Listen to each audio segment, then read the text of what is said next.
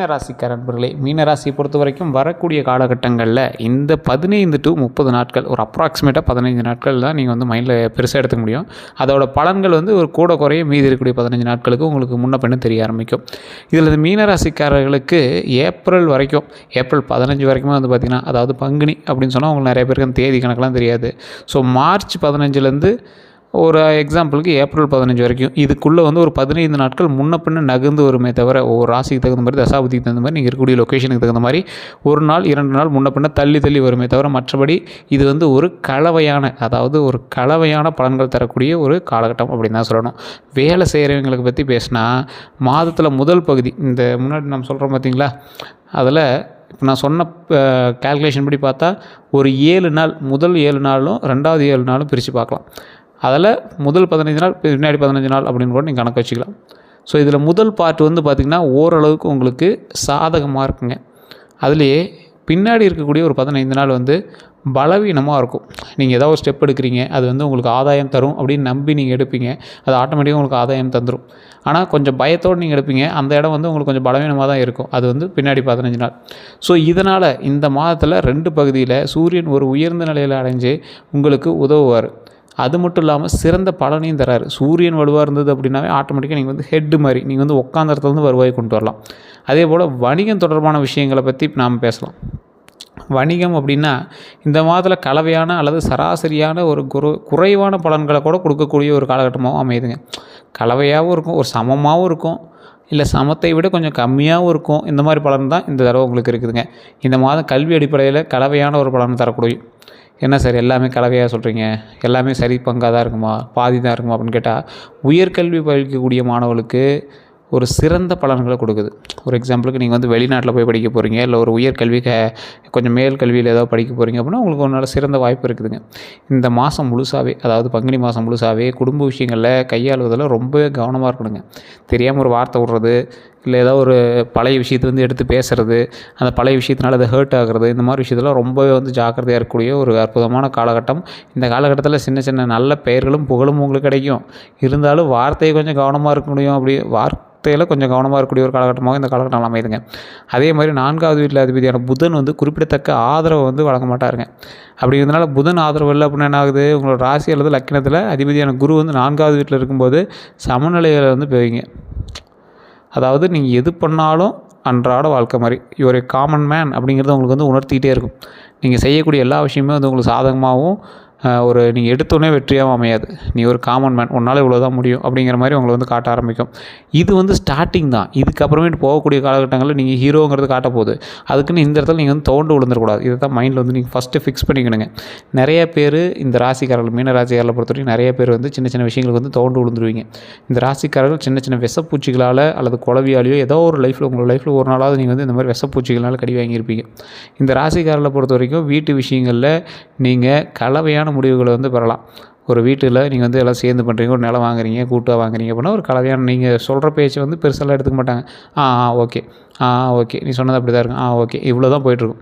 இந்த மாதத்தில் உங்களோட திருமண வாழ்க்கையை பொறுத்த வரைக்கும் கலவையான பலன்கள் தான் தர கொடுங்க. ஒரு திருமண வாழ்க்கையில் நீங்கள் இப்போ எடுத்துட்டீங்க அப்படின்னா, நீங்கள் ஏதோ ஒரு வார்த்தை சொல்லுவீங்க, அதுக்கு வந்து எல்லாருமே சக விஷயங்களில் மரியாதை கொடுப்பாங்க. அதே மாதிரி உங்களுடைய வாழ்க்கையில் எந்த ஒரு சண்டை சச்சரவு இல்லாமல் போயிட்டு இருந்திருக்கும். இந்த காலகட்டங்களில் ஓரளவுக்கு சின்ன சின்ன பிரச்சனைகளோடையும் சின்ன சின்ன சமாளிப்புகளையும் சின்ன சின்ன சரியாகக்கூடிய மகிழ்ச்சியோடையும் வந்து இருக்கிறதுக்கான வாய்ப்புகள் அதிகமாகவே இருக்குதுங்க. அதே மாதிரி இந்த ஒரு கல்யாண விஷயத்தில் மட்டும் நீங்கள் கொஞ்சம் கவனமாக இருக்க வேண்டிய ஒரு முக்கியமான விஷயம் என்ன அப்படின்னா, தொழில் ரீதியான விஷயத்தில் கொஞ்சம் கவனமாக இருங்க. கல்யாண ரீதியான விஷயத்தில் பணம் சம்மந்தப்பட்ட விஷயத்தை குடும்பத்தில் வந்து நீங்கள் சொல்லும் போதோ, இல்லை கல்யாண மனைவி கணவன்கிட்ட நீங்கள் சொல்லும் போதோ, அவர்களுக்கிடையே இருக்கக்கூடிய சின்ன சின்ன சொல் அல்லது வார்த்தை சம்மந்தப்பட்ட பிரச்சனைகள், பணம் சம்மந்தப்பட்ட செல்வம் சம்மந்தப்பட்ட பிரச்சனைகள்னால தேவையில்லாத பிரச்சனைகள் வராமல் பார்த்துக்கோங்க. அதாவது நகை, பணம், நிலம் இந்த மாதிரி விஷயத்தினால வீடுகளுக்குள்ளே பிரச்சனை வராமல் பார்த்துக்கோங்க. இது திருமண வாழ்க்கையில் அதை கொஞ்சம் மெயினாகவே பார்த்துக்கோங்க. அதே மாதிரி தாம்பத்திய வாழ்க்கை கொஞ்சம் சுமூகமாகவே இருக்கும் அப்படின்னு சொல்லியிருக்காங்க. அதே போல் இந்த ராசிக்காரர்களுக்கு சில நேரங்களில் முடிவு சற்று பலவீனமாக தான் தோணலுங்க. நீங்கள் ஏதாவது ஒரு ஸ்டெப் எடுக்கிறீங்க அப்படின்னா ஒரு நம்பிக்கையோடு முன்னாடி நீங்கள் எடுப்பீங்க.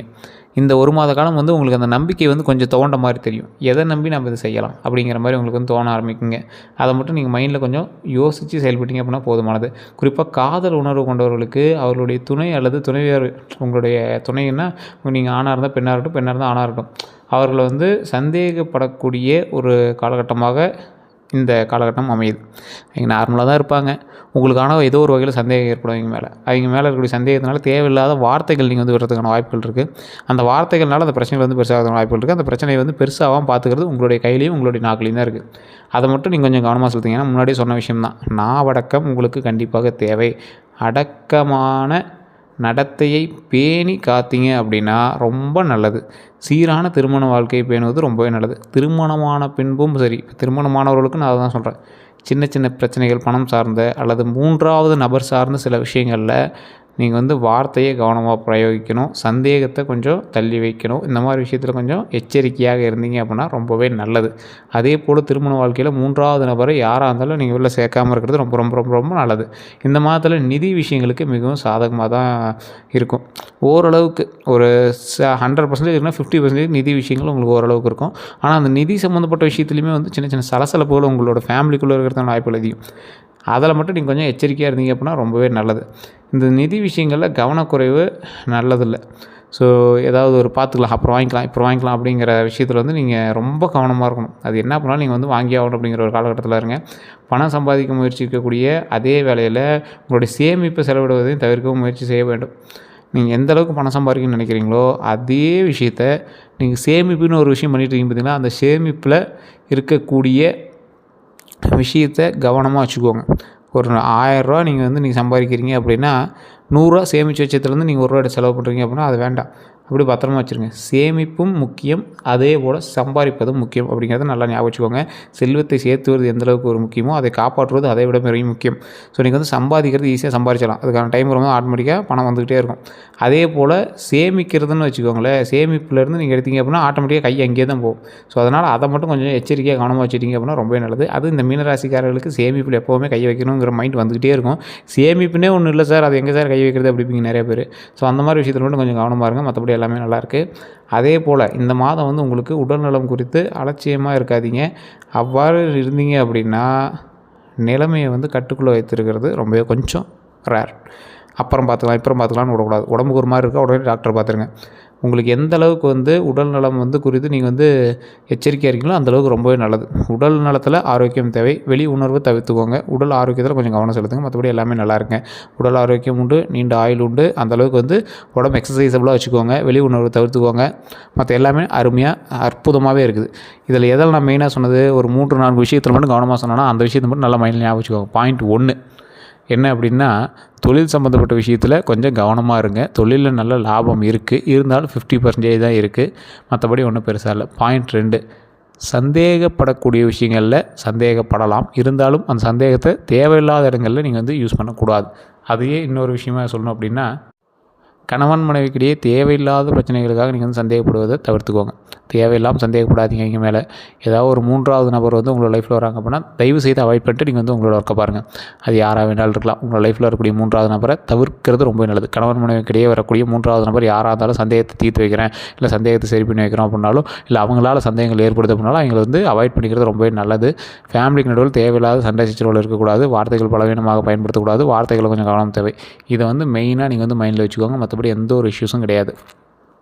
அதே போல் இந்த ராசிக்காரர்களை பொறுத்த வரைக்கும் தொழில் நிலையில் கொஞ்சம் கம்பீரமாகவும், அதே மாதிரி ஒரு எக்ஸாம்பிள் சொல்லணும் அப்படின்னா, தொழில் பண்ணக்கூடிய இடத்துல மற்றவங்களை நம்பி நீங்கள் எதையும் செய்யாதீங்க. 3வது நபர்களை நம்பி நீங்கள் எதையும் செய்யக்கூடாது. நீங்கள் முதலீடு போடுறீங்க, நீங்கள் தொழில் பண்ணுறீங்க, வேலை செய்யக்கூடிய ஆட்களை கூட முழுமையாக நம்பாமல் நீங்கள் வந்து இந்த மாதம் தொழில் பண்ணி ஆகணும். சாதகமான பலன் இருக்கக்கூடிய இடத்துல கூட உங்களுக்கு சின்ன சின்ன சந்தேகத்தினால அந்த சாதகமான பலன்கள் வந்து கொஞ்சம் தள்ளி போகுது. அப்படிங்கிற பட்சத்தில் தயவு செய்து அந்த விஷயத்தில் கொஞ்சம் கவனத்தை செலுத்தி சாதகமான பலன்களை உருவாக்குவதில் கொஞ்சம் கவனமாக இருங்க. ஒரு எக்ஸாம்பிளுக்கு 1000 ரூபா போட்டு 500 ரூபா எடுத்துகிட்டு இருக்கிற இடத்துல, அதாவது ஒரு 1000 ரூபா நீங்கள் வந்து இன்வெஸ்ட் பண்ணி ஒரு இடம் உருவாக்கியிருக்கீங்க. அதில் 500 ரூபா போட்டு இன்னும் அதிலேருந்து வருமானத்தை பெருக்கிட்டு இருக்கீங்க. அது வந்து இப்போ ஸ்டார்டிங்கில் உங்களுக்கு அசல் வந்தாவே போதும், அதுக்கப்புறம் தான் அதுக்கான லாபம் எடுக்கிறோம் அப்படிங்கிற மாதிரி உங்களுக்கு வந்து தோணிகிட்ருக்கோம். அப்படி பண்ணிகிட்ருக்கும் பட்சத்தில் வரக்கூடிய ஒவ்வொரு நாட்கள்லேயும் கொஞ்சம் கவனமாகவும் நிதானமாகவும் பண்ணிங்க அப்படின்னா 1000 ரூபா இன்வெஸ்ட் பண்ண இடத்துல 10,000 ரூபா தினம் தினம் லாபம் வர ஆரம்பிக்கும். ஸோ அதை வந்து மைண்டில் நல்லா ஞாபகம் வச்சுக்கோங்க. இந்த ராசிக்காரர்களுக்கு அற்புதமான காலகட்டங்கள் வரக்கூடிய காலகட்டங்கள் இருக்குதுங்க. அதனால் எதை பண்ணாலும் கொஞ்சம் யோசித்து நிதானமாக பொறுமையாக பண்ணிங்க அப்படின்னா வெற்றி நிச்சயம். அதே போல் கல்வி சம்மந்தப்பட்ட விஷயத்தில் கொஞ்சம் கவனமாக இருங்க, தொழில் சம்மந்தப்பட்ட விஷயத்தில் கொஞ்சம் கவனமாக இருங்க. மற்ற எந்த ஒரு விஷயமா இருந்தாலும் கொஞ்சம் யோசித்து பொறுமையாக செயல்பட்டீங்க அப்படின்னா நன்மை உண்டு. வேறு எந்த ஒரு கருத்துக்களாக இருந்தாலும் மறக்காம கமெண்ட் செக்ஷனில் பதிவிடுங்க. இதுவரை நம்ம சேனல் சப்ஸ்கிரைப் பண்ணாமல் சப்ஸ்கிரைப் பண்ணிக்கோங்க, பக்கத்தில் பெல் பட்டன் மறக்காம ப்ரெஸ் பண்ணிக்கோங்க. வேறு எந்த கருத்துக்களாக இருந்தாலும் சரி நீங்கள் வந்து ஃபோன் பண்ணி பேச தெரிஞ்சிக்கலாம். ஸ்க்ரீன்லேயும் நம்பர் ஓடி இருக்குது. ஃபேஸ்புக்கில் பார்க்குறீங்க அப்படின்னா, அதேமாதிரி யூடியூப்பில் பார்க்குறீங்க அப்படின்னா டிஸ்கிரிப்ஷன் நம்பருக்கு எல்லோரும்